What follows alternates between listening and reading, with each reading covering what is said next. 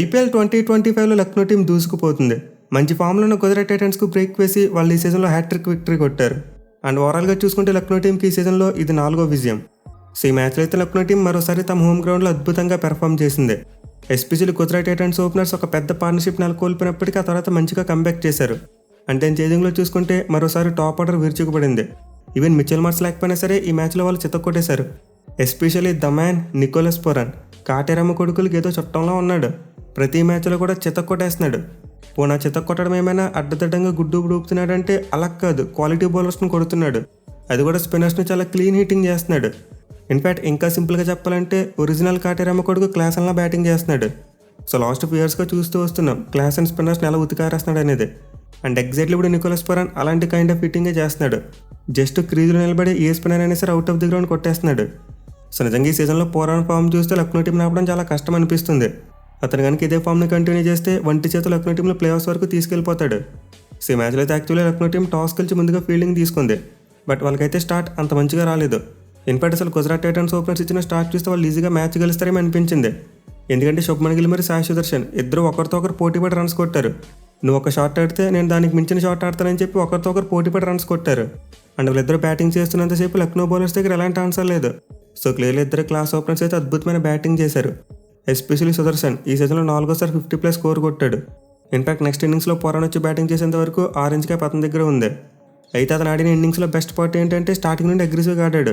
ఒక ఎండ్లో మనం చూసాం గిల్ కొంచెం స్లోగా స్టార్ట్ చేశాడు. బట్ సుదర్శన్ మాత్రం ఆ 170-180 స్ట్రైక్ రేట్తో బ్యాటింగ్ చేశాడు. అండ్ దెన్ మెల్లగా శుభ్మన్ గిల్ కూడా పికప్ అయ్యి రన్స్ కొట్టడం స్టార్ట్ చేశాడు. సో ఇద్దరైతే లక్నో బౌలర్స్ను డామినేట్ చేశారు. At the same time Lucknow వాళ్ళు కూడా కొన్ని ఛాన్సెస్ ఇచ్చారు. మెయిలీ సుదర్శన్ ఇచ్చిన క్యాచ్ని అబ్దుల్ సమద్ డ్రాప్ చేయడం చూసాం. సో ఈ పార్ట్నర్షిప్లో అయితే ప్యూర్ క్లాస్ ఉంది, అలాగే కాస్త లక్ కూడా కలిసి వచ్చింది. దీనివల్ల గుజరాత్ టీం ఫస్ట్ 12 ఓవర్స్లో 120 రన్స్ కొట్టేశారు. అంటే ఓవర్కి ఎగ్జాక్ట్గా 10 రన్ అయితే ఈ పార్ట్నర్షిప్ నడిచింది. సో ఈ పాయింట్ ఆఫ్ టైంలో చూసుకుంటే గుజరాత్ టీంకి 200 స్కోర్ పెద్ద కష్టంగా అనిపించలేదు, ఈజీగా కొడతారేమో అనిపించింది. బట్ ఎప్పుడైతే ఆవేష్ ఖాన్ శుభ్మన్ గిల్ వికెట్ తీశాడో ఇంకా సినిమా మారిపోయింది. ఎస్పెషల్లీ ఓవర్ తర్వాత నెక్స్ట్ ఓవర్లో రవి బిష్నే కంప్లీట్గా గేమ్ యొక్క కంప్లెక్షన్ మార్చేశాడు. 14 ఓవర్లో సాయి సుదర్శన్తో పాటు సుందర్ని అవుట్ చేశాడు. దీంతో 120 రన్స్కు 0 వికెట్స్ కున్న జీటీ స్కోర్ 127 వచ్చేసరికి 3 వికెట్స్ పడిపోయాయి. అంటే in the matter of 7 runs 3 వికెట్లు పడిపోయాయి. అందులో తర్వాత చూసుకుంటే గుజరాత్ టీం ఇంకా కంబ్యాక్ చేయలేకపోయింది. నిజంగా లక్నో బౌలర్స్ ఆ చివరి ఓవర్స్లో చాలా బాగా బౌలింగ్ చేశారు. మెయిలీ మ్యాచ్లో రవి బిష్నే బ్రిలియంట్ బౌలింగ్ చేశాడు. ఈ సీజన్లో ఇప్పటివరకు అతని నుంచి బెస్ట్ పెర్ఫార్మెన్స్ చూడలేదు, కానీ ఈ మ్యాచ్లో మాత్రం తన రిధంలోకి వచ్చినట్టుగా అనిపించింది. 4 ఓవర్స్లో 36 రన్స్ మాత్రమే ఇచ్చి 2 వికెట్లు తీసుకున్నాడు. అలాగే మరోసారి షార్దుల్ ఠాకూర్ మరియు దిగ్వేష్ అయితే ఇద్దరు కూడా తమ రోల్ ప్లే చేశారు. షార్దుల్ 2 వికెట్లు తీస్తే దిగ్వేష్ అయితే 1 వికెట్ తీసుకున్నాడు. అది కూడా ది మోస్ట్ క్రూషియల్ జాబ్ స్పాట్లోనే తెలివిగా గూగులీతో అవుట్ చేశాడు. సో ఫస్ట్ 12 ఓవర్స్కి 120 రన్స్ కొట్టిన గుజరాత్ టీం నెక్స్ట్ 8 ఓవర్స్లో చూసుకుంటే మాత్రం 60 రన్స్ మాత్రమే కొట్టారు. అండ్ ఆల్సో 6 వికెట్లు కోల్పోయారు. దీంతో టీం కంప్లీట్లీ మొమెంటం కోల్పోయింది.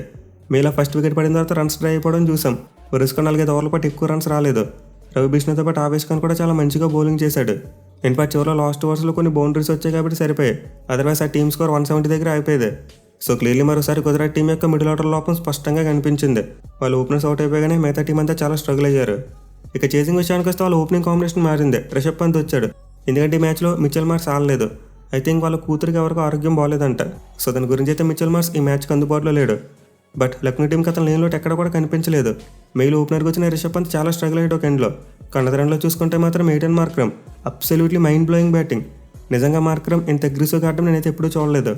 అసలు ఒక ఎండ్లో రిషబ్ పంత్ బాల్ని మిడిల్ చేయడానికి ఇబ్బంది పడుతుంటే అతను మాత్రం ఏ బాల్ని కొట్టినది మిడిల్లో తగిలేదు. సో ఈ మ్యాచ్లో లక్నో టీం గెలవడానికి మెయిన్ రీజన్ మార్క్రమ్ అని చెప్పుకోవచ్చు. ఎందుకంటే అతను ఇచ్చిన స్టార్ట్ వల్లే Gujarat team bowlers back foot మీదకి వెళ్ళిపోయారు. ఎస్పెషల్లీ అతను ఫామ్లో ఉన్న సిరాజ్ని అయితే కంప్లీట్లీ అవుట్ ప్లే చేశాడు. సో యాక్చువల్లీ లక్నో టీంకి మార్క్రమ్ ఆ ప్లాట్ఫామ్ని సెట్ చేశాడు. అండ్ పంత్ చూసుకున్న కొంతవరకు యాంకర్ ఇన్నింగ్స్ ఆడితే దానికి మంచి సపోర్ట్ అయితే ఇచ్చాడు. బట్ ఎనివే అసలైన విధ్వంసం మాత్రం నికోలస్ పొరాన్ చేశాడు. కంప్లీట్లీ గేమ్ నేవేగా తీసుకెళ్ళిపోయాడు. ఇన్ఫాక్ట్ మార్క్రమ్ మరియు పొరాన్ వీళ్ళిద్దరు కలిసి 4.5 ఓవర్స్లోనే 58 పరుగులు పార్ట్నర్షిప్ యాడ్ చేశారు. సో వీళ్ళిద్దరు పార్ట్నర్షిప్ దెబ్బకి మ్యాచ్ అయితే 1 సైడ్ అయిపోయింది. ఆ రిక్వైర్డ్ రన్ రేట్ 6కు వచ్చేసింది. మెయిలీ మార్క్రమ్ 31 బంతులు 58 పరుగులు చేశాడు. అండ్ పొరాన్ చూసుకుంటే 34 బంతులు 61 పరుగులు చేశాడు. ఎస్పెషల్లీ అతను ఒక ఓవర్లో చూసుకుంటే ఇన్ఫామ్లో సాయి కిషోర్ని కూడా చితక్కొట్టాడు. సో గుజరాత్ పోలీసులో పరిస్థితి కృష్ణ ఒక్కడికి రెస్పెక్ట్ దొరికింది. అతను 4 ఓవర్స్లో 26 రన్స్ మాత్రమే ఇచ్చి 2 వికెట్స్ తీసుకున్నాడు. కానీ సాయి కిషోర్ మరియు మహమ్మద్ సిరాజ్ వీళ్ళైతే చాలా ఎక్కువ రన్స్ ఇచ్చారు. సో గుజరాత్ టీం కంటిన్యూస్గా 4 మ్యాచ్లు గెలిచారంటే అందులో వీళ్ళిద్దరి పాత్ర చాలా ఎక్కువగా ఉంది. కానీ మ్యాచ్లు ఎదురు వెళ్ళడంతో Gujarat team completely back foot మీదకి వెళ్ళిపోయింది. ఈవెన్ చివరిలో కొంతవరకు టెన్షన్ పెట్టినప్పటికీ బదన్ అయితే మ్యాచ్ని గెలిపించాడు. అయితే గుజరాత్ టీంకి నెగిటివ్గా మారిన మరో విషయం వాళ్ళ ఫీల్డింగ్ అని కూడా చెప్పుకోవచ్చు. ఈ మ్యాచ్లో చూసాం మార్క్రమ్ ఇచ్చిన 2 ఆఫ్ ఛాన్సెస్ని డ్రాప్ చేశారు. అండ్ ఆల్సో ఈ మ్యాచ్లో జాస్ బట్లర్ కీపింగ్ కూడా మరోసారి పూర్గా కనిపించింది. ఒక రన్అట్ మిస్ చేశాడు, అలాగే ఒక క్యాచ్ను కూడా వదిలేశాడు. సో ఆర్సీబీతో మ్యాచ్ అప్పుడు కూడా గుజరాత్ వాళ్ళు ఫీల్డింగ్లో చాలా మిస్టేక్స్ చేశారు. అండ్ ఈ మ్యాచ్లో కూడా కొంతవరకు అలాంటి మిస్టేక్స్ రిపీట్ అయ్యాయి. దీనివల్ల టీం టార్గెట్ని డిఫెండ్ చేసుకుంటున్నప్పుడు ఆ మొమెంటంని ఎక్కడ పట్టుకోలేకపోయింది. కేవలం చివరిలో మాత్రమే సుందర్ మంచిగా బౌలింగ్ చేసి ఆ టెన్షన్ క్రియేట్ చేశాడు. బట్ స్టిల్ అప్పటికే గేమ్ చాలా వరకు డన్ అండ్ డస్టెడ్ అయిపోయింది. ఆయుష్ పదని చాలా తెలుగుగా గేమ్ని ఫినిష్ చేశాడు. బట్ ఎనివే లక్నో టీం ఎప్పుడు గేమ్లోకి వచ్చిందంటే గుజరాత్ టీంని 200 లోపు రిస్ట్రిక్ట్ చేసినప్పుడు. అయితే గుజరాత్ టీం కనుక 200 మార్క్ అందుకుని ఉంటే సిచ్యువేషన్ వేరేలా ఉండేది. చేసినప్పుడు ప్రెజర్ కాస్త ఎక్కువ ఉండేది. సో నిజంగా లక్నో టీం అయితే ఈ సీజన్లో అన్బిలబుల్ పెర్ఫార్మెన్స్ ఇస్తుంది. వాళ్ళ టాప్ ఆర్డర్ మరియు బౌలర్స్ సీజన్కి ముందు ఏవైతే వీక్గా ఉన్నాయనుకున్నామో వాళ్ళు ఇప్పుడు అద్భుతంగా పెర్ఫామ్ చేస్తున్నారు.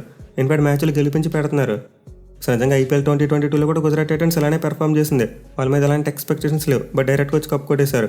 అండ్ ఇప్పుడు లక్నో విషయంలో కూడా same to same. Season start కాకముందు పెద్దగా వాళ్ళ మీద ఎక్స్పెక్టేషన్స్ లేవు. ఇన్ఫాక్ట్ సగం మ్యాచ్లు గెలిస్తూ గొప్పే అనుకున్నాం. కానీ ఇప్పుడు లక్నో టీం మాత్రం అందరికీ షాక్ ఇస్తూ అన్బిలబుల్ పెర్ఫార్మెన్స్ ఇస్తున్నారు.